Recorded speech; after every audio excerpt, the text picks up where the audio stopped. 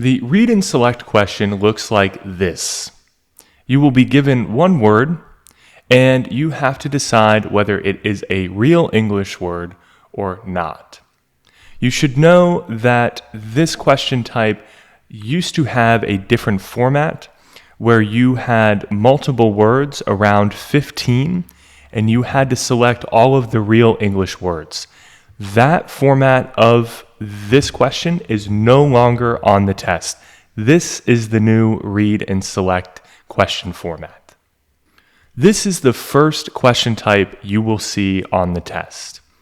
And you will have 15 to 18 of this question type in a row at the beginning.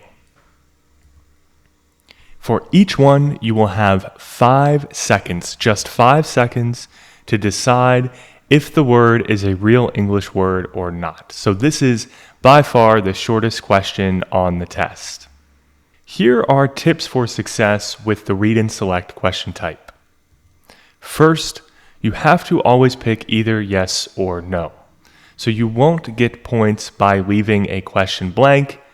It's always a good idea to at least guess because you have a 50% chance of getting it correct. You need to answer quickly because you only have 5 seconds. If the questions get harder, be happy.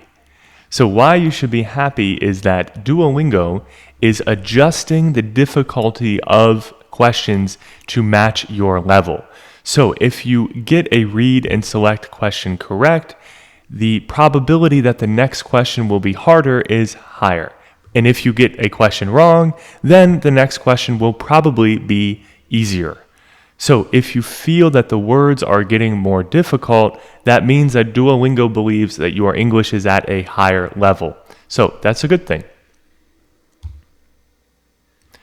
The fourth tip, perhaps the most important, is don't answer yes unless you are completely certain.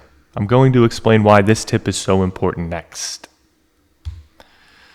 So Duolingo is trying to trick you in this question type. They will put words that seem like real words but are not. So Duolingo wants you to think, oh, that sounds like a real word. I'm going to pick yes. But the correct answer is no, it's not a real word. Let me show you some examples. This word, south out. You can see it's easy to pronounce. It feels like a real word. South and out are both real words, so this could be a real word. Also, there is the word throughout, which is similar. It contains through, which is a word, and out, which is a word. The same structure as south out, because south is a word and out is a word. So I conclude that south out is a real English word. However, it isn't. So if I had selected yes, I would have gotten this question wrong. Let me give you another example of how Duolingo tries to trick you. This word, adepensable. Again, I can pronounce it fairly easily.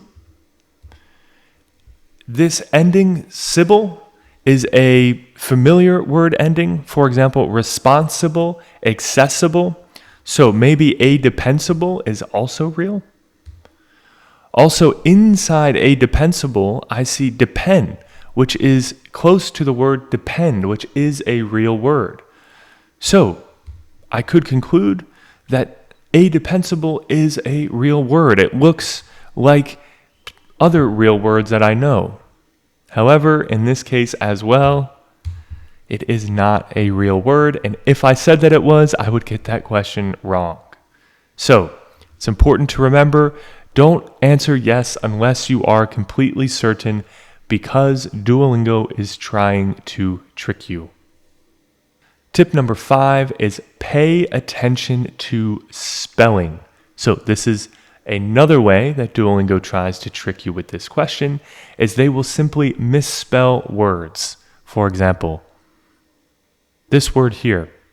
If you read it very quickly, which you have to do because you only have 5 seconds, You may think, this is the word limitation. Limitation. That's a real English word. However, limitation with a T is a real word, but limivation with a V is not a real word. So, if you noticed, this word is limivation with a V, not limitation with a T. That is another way that Duolingo tries to trick you, and that's why it's important to pay attention to spelling and read the word carefully.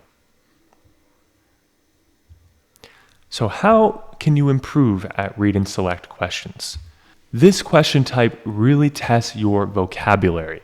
So in general, you want to do everything you can to improve your vocabulary in English.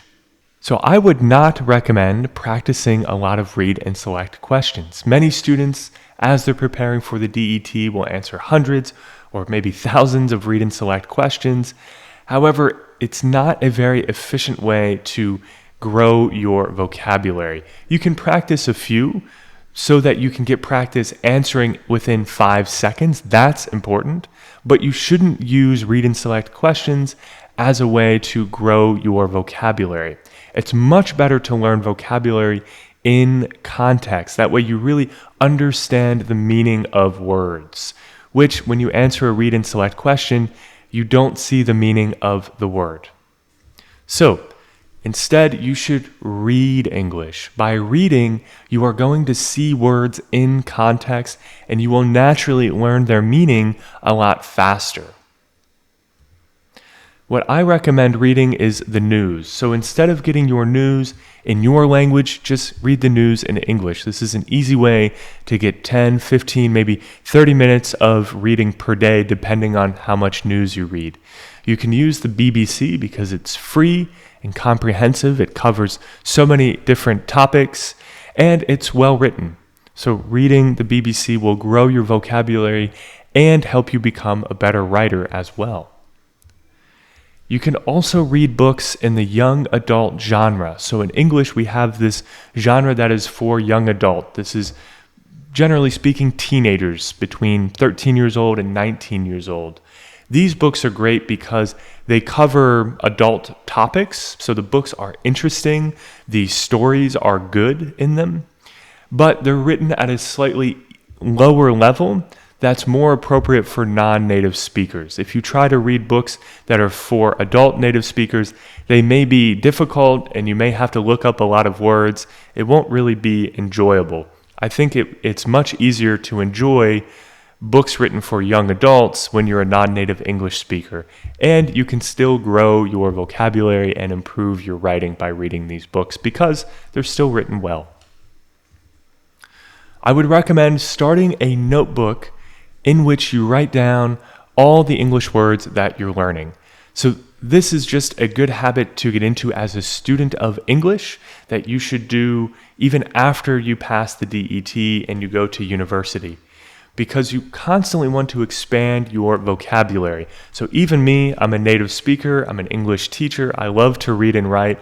I'm always learning new words. So you will always be expanding your vocabulary in your journey learning English. And keeping a journal and getting into the habit of writing down new words is a good way to learn. And it also enables you to look back on all of these words that you've learned over time, which is a nice memory to have. It's important that as you are writing words down in your notebook, that you also write down their definitions or translations. That way you know what these words mean and you can review them over time. So once you write a word down, maybe come back a few days later, a week later, 2 weeks later, 1 month later, and just review these words to refresh your memory. If you only have the word by itself and you don't have the definition or the translation, then you're not really going to be able to review that word and know what it means and be able to use it in your writing and speaking.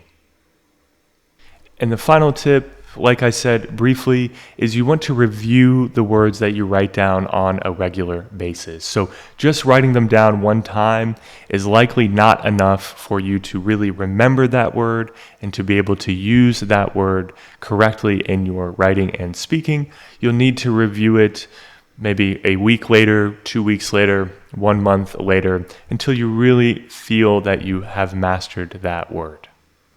All right, that's all for this lesson. Thanks for your attention and best of luck in the exercises.